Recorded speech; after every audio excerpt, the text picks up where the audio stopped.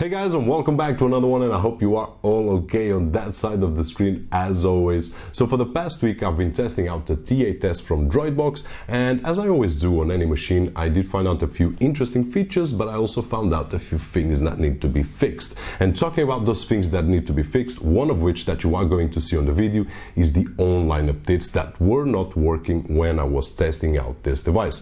Now I would like to make a correction here. Now it is working. All I had to do after searching a little bit was to give or grant access or root access to the online update app, and now the machine can fetch the firmware updates and can download them for you and update the machine with the latest firmware available.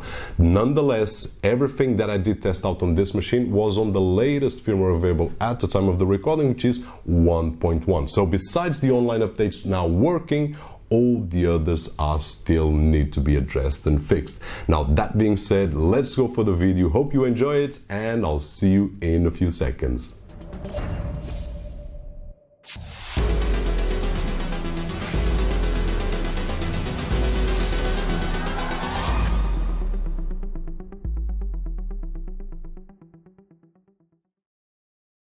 So here we are with the T8S from DroidBox that features the Amlogic S802, the octa-core Mali 450, 2GB of DDR3 RAM and 8GB of NAND flash storage.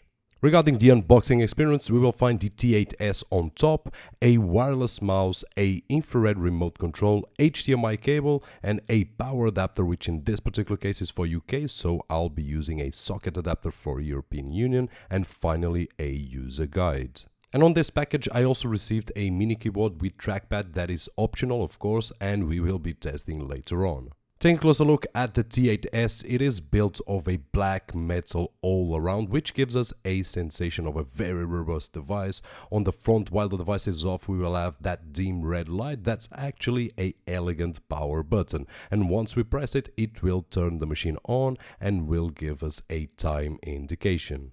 Now on the left hand side we will find no ports at all, while on the right hand side we will find a full-sized SD card slot, 3 USB 2.0 ports and 1 reset button. At the back we will have a non-detachable antenna, a DC in, Ethernet connection, HDMI output, RCA connection and a optical out. On the top we will have the DroidBox logo, and finally at the bottom we will find 4 rubber feet and also access to connect an internal hard drive that can be useful either to play movies from it or to share with other devices. Regarding the remote control included, it works as any other infrared remote control, fine when we point it directly at the device, but once we have it in other angles it will not pass the signal. So my advice as always is to get any wireless remote control. That will give you a much better experience. Now it also comes with the mini keyboard as we saw previously on the video, and it actually feels really nice on hand with a rubberized plastic feel, and can be very useful if you use these devices to browse and type, which personally it's not my case, but it can be yours. Regarding the launcher, we have seen it many times before, so nothing new here. My opinion still the same, very easy to use but without many options to customize. Nonetheless, this is an Android TV box, so it's very easy just to replace with your favorite launcher. The DroidBox T8S has its own app market where you can download some apps directly, but personally I didn't find it that much useful, as I do prefer to go directly to the Google Play Store or download it from the original website. Nonetheless, it is included, and here's a small preview. Now, I did find 2 problems that really needs to be fixed. One of them is that it includes online updates, which is great, but unfortunately I was always getting an error which is invalid ROM, so I could not test it out. And one other problem is that I found that I could not turn the Bluetooth on, and I'm sure that these situations are related to firmware and not to hardware, so hopefully soon they will be fixed. Now in terms of benchmarks, let's start with SpeedTest, and for that I'm using a power line adapter as usual, and on Wi-Fi we are getting 35 megabits per second on download and 18 megabits per second on upload, while on the Ethernet connection we are getting roughly 80 megabits per second on downloads and 20 megabits per second of upload. Which, by the way, the power line adapters that I'm using at this moment are the Devolo power line adapter kit with gigabit connection and Wi-Fi AC. And if you want to check a full review, it's available on the channel. Just check out the YouTube card on the right top corner of this video. And regarding the flash storage speed, we are getting roughly 24 megabytes per second on reads and 8 megabytes per second on writes. And so that you can compare better, here's an example of opening and closing an app like Kodi that will give us a real-world example of the actual access speed.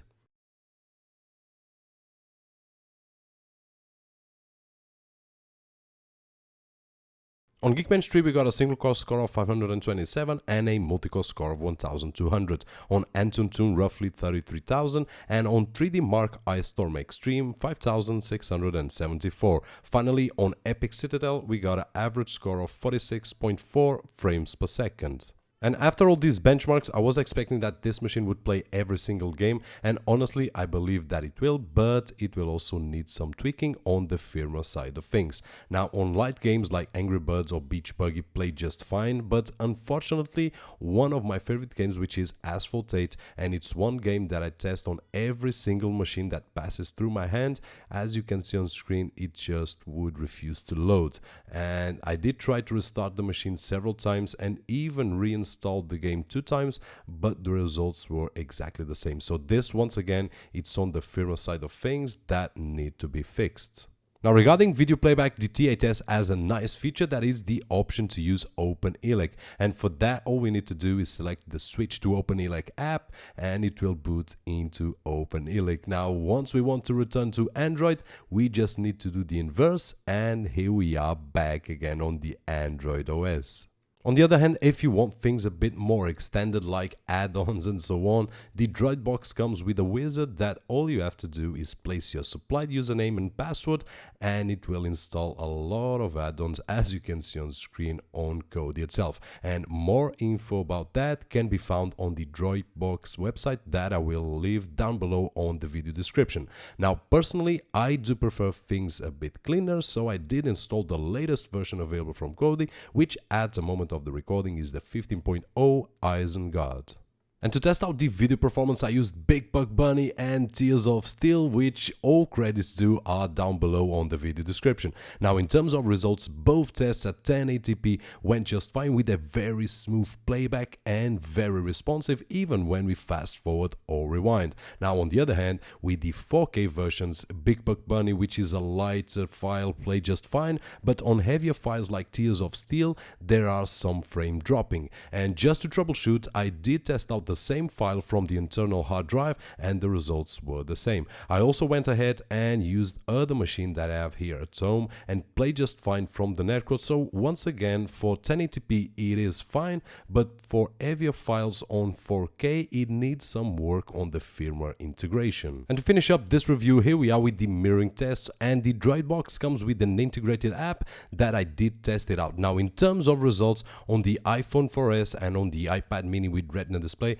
both mirroring and video streaming play just fine, as we can see on screen. On the other hand, mirroring the Imac that contains all our photo library and playing live slideshows, the experience was not good. There are a lot of frame dropping and some artifacts on the image. The audio was perfect though, so I went ahead and disabled the app that is integrated with the DroidBox and installed my favorite app, which is Airpin Pro, that I use to test out all machines, and the results were exactly the same. So my conclusion here is that it needs once again some work done on the firmware to fix the mirroring capabilities. So in conclusion guys, things that I did like the most were the overall design and build quality, the ability to connect an internal hard drive, very elegant power button with a dim front light, performance on 1080p playback was great, and finally the ability to use OpenELEC as an option. On the other hand, things that I did like less are all firmware related and are that I could not turn on the Bluetooth, could not update the firmware over the air, Asphalt 8 Airborne did not load, 4K video playback on heavy files like Tears of Steel is not smooth, and finally mirroring high bitrate files from the iMac was not acceptable. Hopefully these will be fixed soon, and if they are, as usual, I will update the info right over here on this video. And that is it regarding this overview. Hope that you guys enjoyed the video, and if you did so, don't forget that thumbs up over there. My name is Roberto Jorge, and as always, I'll see you on the next one.